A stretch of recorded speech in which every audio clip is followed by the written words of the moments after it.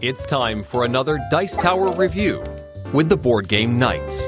Here I go, planting some of the bamboo. This lovely pink bamboo tree. It's so lovely. Hey. What? Just you know why. Why you and I.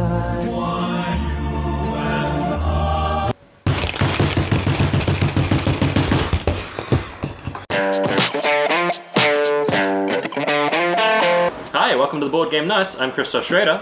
I'm Jessica James. And I'm Sam Gillespie. And today we're going to be having a look at Takenoko. A 2 to 4 player game developed by Antoine Borza.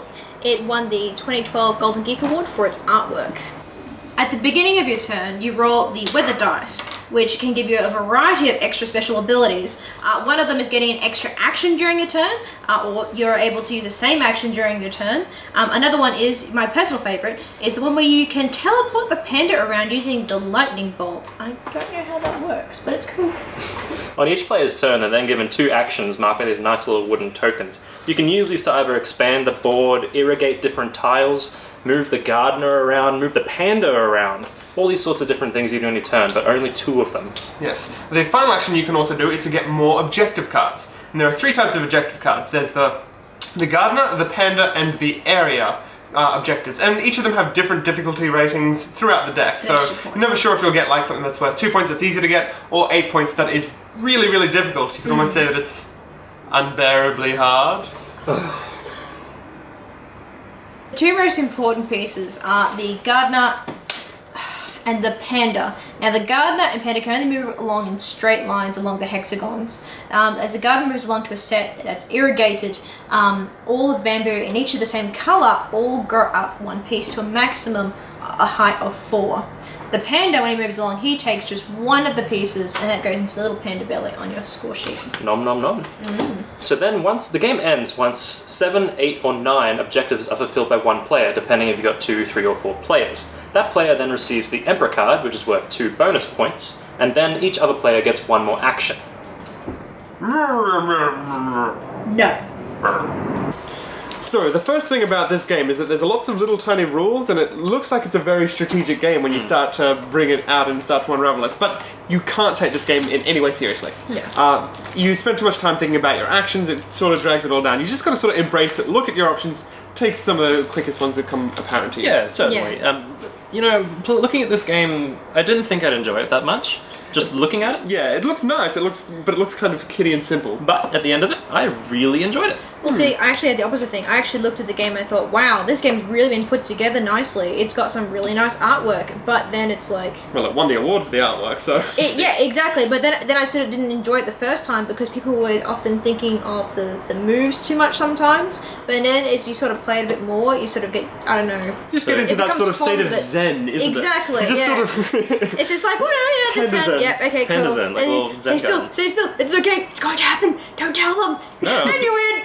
No, it was pretty straightforward. I quite like the tactile nature of it. The idea that everyone's got the little player board. You roll this really nice chunky dice, which then has the weather, which is cool. It starts to turn out for the weather at the time. I think it directs your turn a little bit. It just means that you get that little bit more... and that little it's the sun. It's to add a little bit of zest as well to it, so your turns aren't so monotonous. The one thing I really wanted to get all the time was the wind, the one that allows you to do 2 actions of the same, so I can then use the panda to go and get more than 1 piece of bamboo per turn. But it's sometimes if you want to get those objectives, sometimes you want to do different things, and this game does reward you for like diversifying a little bit, so it's quite nice.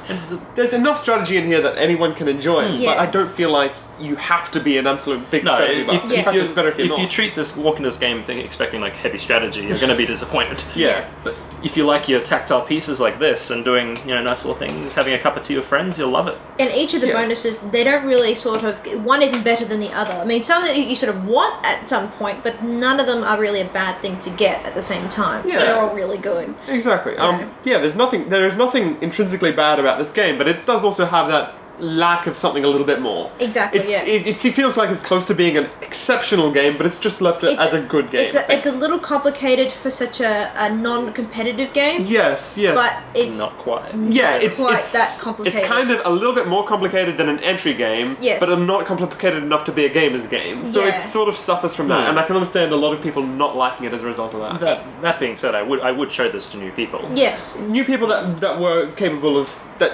it's that would different. be able to pick up rules pretty It's easily. definitely got a different mechanic. We're trying to sort of figure out what sort of mechanic it belongs to. Yeah. And it's sort of like, well, bamboo grows. It's a bamboo-based gameplay. Yeah, bamboo-based gameplay. Irrigation simulator. Yeah. Farming simulator 2012. No, just the idea. Yeah. I like the idea that on everyone's turn, everyone is collectively changing the board as you go. So Yeah. someone Yeah. was making the rain come and growing bamboo or irrigating somewhere else, which then could score the other person points as well. So, you know, you might mistakenly be giving points to other players, but at the same Yeah. time, it's It's not an extremely competitive game, though. You don't No. feel like you've been completely stabbed in the back when someone does eat your piece of bamboo. yeah. Yeah. It just sort of gets in the way No. a It's little, you know. it's you can't really stop other players as well too much Exactly. because you don't know what their objectives are. So Exactly. it means that when a player wins, it's not because other players didn't attack them or wasn't Yeah, aggressive enough. yeah. It's just they might have gotten a better draw. They might have done a few better actions. Which does stop people sort of picking on one person. Yeah. So it's a game that if you win, you've done well. If you lose, you've probably done pretty well as well. I had a ball. I will point it out because there's basically get there's mixed three up. different kinds of objectives. There is the area objective, so trying to get tiles together of the same type.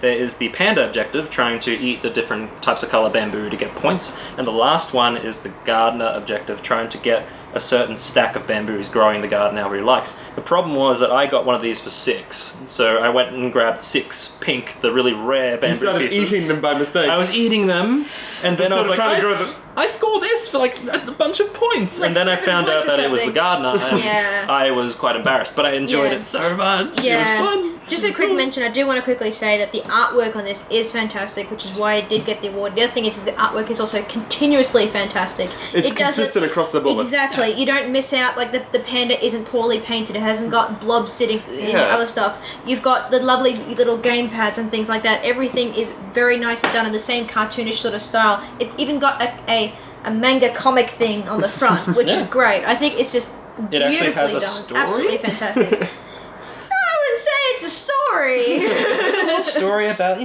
it's Eating bamboo. It was the Chinese It's a emperor life story. It's a life story. giving a panda to the Japanese emperor, and it all worked It's still nicely. very nice. And yeah, Alright, Yeah. so we should probably wrap this up with our scores. Yeah. What do you think, Jess? I'm probably going to give it a 7 out of 10. Yes. It's a nice, solid game, but nothing too exceptional. you read my mind. 7 out of 10. I was going to be a 7 as well. Yeah. The complete agreement Cool. across the board. It's a Yeah. fine game, but if you We don't have never to- play it, you probably aren't missing out too much. And if you don't like it, there's good reason not to. Oh, Yeah. I think the best thing to vouch for a game is if you, after you play it, say, I'd either want to play that again or I want to get a copy myself. I think this would suit my collection. Yeah. I think it'd be a good tea drinkers game. Yeah. Yes, it's a Yeah. nice game on the I side. like tea. I want a 2 to 4 player game. This Yep. fits the bill. Yeah. We hope that you enjoyed our review of Takenoko. We'll see you next time on the Board Game Nights. And remember, never say no to Panda.